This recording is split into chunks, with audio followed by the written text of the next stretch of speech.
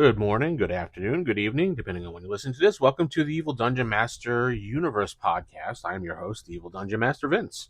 How you doing out there, folks? How's everything going?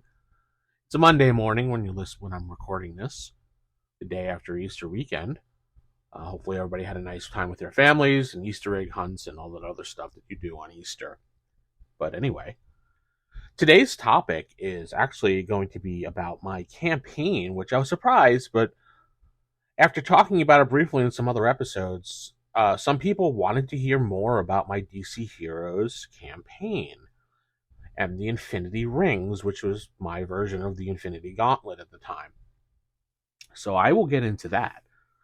But first, don't forget to head over to Apple Podcasts or Spotify and give me a rating. Appreciate that. Those that have, I appreciate that. A lot of people went to Spotify and gave me a rating. I have now like 40 something ratings. I went up from like 30 something to 40 something. So I appreciate those people. Apple Podcasts has a couple ratings as well. But the more the merrier, the more my podcast gets shown out there. But anyway, the campaign. So I had 3 characters in this campaign. I had 2 of them were basically Marvel fans, and the other person was DC hero fan. The first character was named The Claw, which you could probably figure out he was a Wolverine-like character, mimicking Wolverine completely. And the other one was a Spider-Man character, and he called himself the Dark Spider. Original. He was in the Venom suit, well, his version of the Venom suit for DC Heroes game. And the third character was named the Ultimate. He was basically like a Superman-like character, but, you know, when you're starting out and don't have that many points, you're more like Superman light. But he was as close as he can get to be Superman. So I had 3 characters. Now you have to remember the time frame when I was running this was around 1991. During that time, it was probably, I want to say it was at the end of the summer into the beginning of a school year. So we were running this campaign after school or a friend's house, things like that. And 1991, that summer into the new fall, was when the Infinity Gauntlet came out, and DC had War of the Gods going. So the main villain of my campaign was Circe. And the reason why I'm bringing up these 2 topics is because Circe was in War of the Gods, and it was like her first appearance, and I don't know how long of a time frame of her not being around. And War of the Gods had it like on the front, first appearance of Circe, So I was influenced by that, and I liked her as a sorceress. I always liked characters that had sorcery powers and things like that. Plus, I always liked powerful women as the catalyst of a campaign. Don't know why. Just something I've always liked. So she was the main villain of the campaign. So we have our 3 characters doing their thing in the city. It was probably Manhattan. I don't really remember at that time. This is around the time that I was starting to make up Nightfall Bay, but I haven't really completed it yet. So they were exploring around the city, and they stumbled into the Mind Ring. Now, the Infinity Gauntlet, in case you remember, or didn't read comics, or didn't watch the movies, there was the Mind Gem, the Reality Gem, the Power Gem, the Space Gem, the Time, and the Soul Gem. Now, I just made them into rings instead. And I got a picture through AI art just of what the rings looked like based on what I described them as. And they were 5 rings. You put it on your hand. And so they stumbled into the Mind Gem. And of course, players do what players do. They have fun with their new toy. Controlling various people with the Mind Gem, doing this and that, and I had to warn them various times that, you guys are supposed to be good guys, you shouldn't be controlling people against their will. So, they didn't listen, so I decided to take a little bit more of an action. They're in the middle of doing their thing and having fun, with the ring as superheroes, but they were controlling villains at this point, not just regular people, because, that gets boring after a while. Mephisto shows up and warns them that they're playing with things that aren't for mortals, and that was a dangerous game. He demanded they hand over the ring. The heroes thought about it for a moment, and they basically told him to F off. So a battle ensued between Mephisto and the three characters. The three characters wound up overtaking him, mostly because of the ring. And as he was heading back into hell, he warned them that he wouldn't be the only one coming to look for that ring, because every time they used it, it was like a beacon for those searching for these rings. Which made the players wonder, when he said rings, what did that exactly mean? So the gang, after talking for a little while, decided that they needed to search out Dr. Fate. Because if anybody knew anything, it would be Dr. Fate when it came to things like this, magic and universal magic and stuff like that. Dr. Fate is probably the best person. Zatanna might be another person, but they decided Dr. Fate was the person to look for. So after a week-long search, finding 3 different fake Dr. Fates, in my world, or my universe, I should say, I always had superheroes that, not superheroes, other people who mimicked superheroes when they had some minor powers, trying to trick other people in the world that they were that actual superhero. And they were doing it for glory and fame. So these other Dr. Fates kind of looked like Dr. Fate, acted like Dr. Fate, didn't have the powers of Dr. Fate, were just dicks. So they went through a bunch of these Dr. Fates after being tricked absolutely big time by one of them, almost handing over the ring to a fake Dr. Fate until they figured it out, because of it was something to how he worded it and the way he looked at them. Yeah, Dr. Fate looking at somebody, right? They figured out it wasn't him. So they finally defeated that one and went around looking for the real Dr. Fate and found him. After various questions, Dr. Fate getting pissed off at the fact because he didn't realize they were fake Dr. Fates out there. They finally figured out it was him. And they gave him the ring, and he analyzed it, and he figured out it was part of a set. This was only one part of the set. There's the reality, there's the power, there's the space, there's the time, there's the soul ring. But, and he said, but they can be placed together and used, and the person who puts them together can basically do whatever they wanted in life, whatever their heart desired. And someone with an evil, dark heart can definitely enslave the universe with these rings. But there was a catch.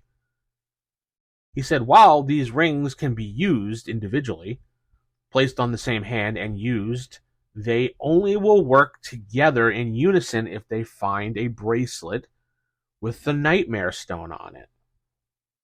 The bracelet will go on your wrist with the rings on your fingers, which locked the rings together with these magical chains, so it kind of formed its own gauntlet, so to speak, like the Infinity Gauntlet, but it was just rings with chains attached to a bracelet, which, if I remember during that time in the 90s, that whole like goth punk thing or whatever it was, that people had rings that were attached to bracelets with chains on it. That's where I got that idea from, because a lot of girls were wearing those things. So this Nightmare Stone would attach to the rings with these magical chains and give them the ability to do whatever they wanted at that point. Sure, they could have done it by individual rings, but when they're working with the Nightmare Stone, now they control dreams as well. So there's no place safe for anybody at this point. Now, the Nightmare Stone was something I made up completely because I wanted something a little bit different. The Nightmare Stone itself, or the Nightmare Bracelet itself, possesses the power to manipulate dreams and nightmares, turning them into tangible reality. It can conjure up illusions so real they can inflict physical harm or even alter a person's memories or perceptions.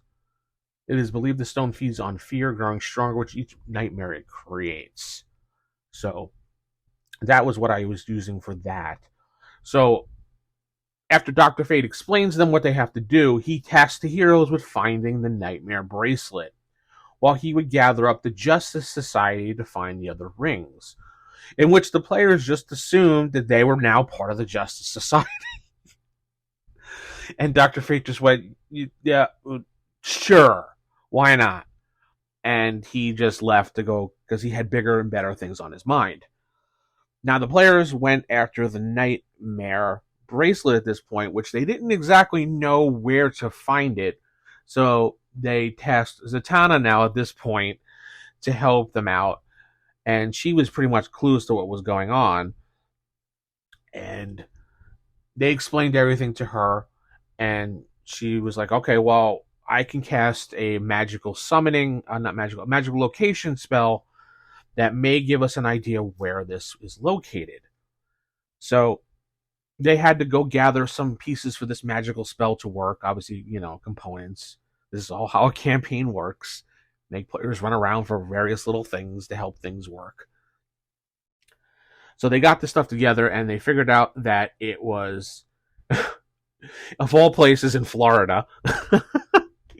So, yeah, Florida Man had it, but no, the Florida Man wasn't really a thing back then. But it was in Florida, so they had to go down to Florida and figure out where it was in the swamp areas of Florida. When they got to the swamp areas of Florida, they ran into Circe, who was already there looking for the Nightmare bracelet. At this point, Circe had collected the Reality Gem and the Power Gem, so in which the players were pretty much screwed because the Reality and the Power Gem were pretty powerful together itself. Well, I should say rings, not Power Gem, because they were rings. So she had 2 of the 5 rings, and she was looking for the bracelet, which would have enhanced the power of the 2 rings on her fingers. So they had a battle with her and absolutely got wiped off the table. Thankfully, the Justice Society showed up and saved their ass and chased Circe away. Dr. Fate, Zatanna, and the rest of the Justice Society, and then Superman shows up and helps the players knock her back, in which I forgot exactly how they did it, but they hit her so hard that the rings fell off. I rolled like a really low number, and I'm like, you know what? This sounds actually kind of cool. They hit her so hard that when she fell down, one of the rings fell off her finger. I rolled randomly. It was the Reality ring. It fell off her finger because when she fell back and hit the ground, obviously the rings were not that tight on her finger, so it fell off. After her defeat, she left. The heroes, grabbing the Reality ring, handed it over to Dr. Fate, who is going to keep the ring. Now, Dr. Fate now has the Mind Gem and the Mind Ring and the Reality Ring in his possession. So the campaign continued along as they raced against time against Circe to try to get these different rings before she could. Now, the surprise ending to all of this, and I'll just skip ahead because it doesn't really matter,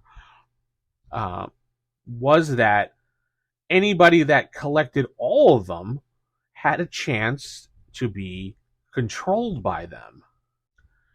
Now, let me step back here for a minute. And when I say by controlled by them, I made them that they were an intelligent item. I was heavily into playing Advanced Dungeons & Dragons back then as well, and intelligence and egotistical weapons were a big thing in our campaigns.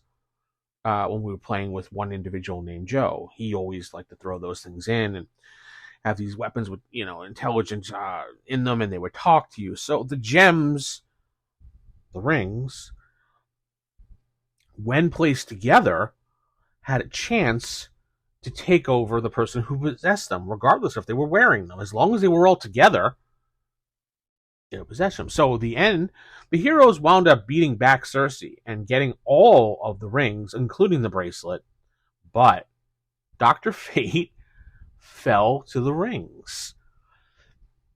And we had a dramatic moment where he turned around and he had all the rings on his fingers and the bracelet, and he said, "Now I control the universe."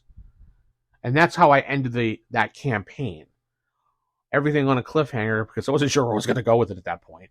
Because now Dr. Fate is the person mind controlled by all these rings, and now they had to break him out of it. we were going to continue this campaign, but we never did. So it was just one of those things that, you play a campaign for so long and then people go, eh. It lasted all the way until about Christmas. So then we went on our Christmas break, and when we came back, no one really seemed interested in continuing. It wasn't like they didn't like the game or the system. It's just we were playing so many games back then that we just moved over to a different game. We never came back to it. So, but that is one of my big DC Heroes campaigns that I ran for quite some time there for a kid that was very involved. And I think the influence of the Infinity Gauntlet comic and the War of the Gods comic for DC Comics. All right. Hopefully you enjoyed the story here that I had today. With that said, I'm going to head out. Keep it original, keep it old school. Good night, and God bless everybody.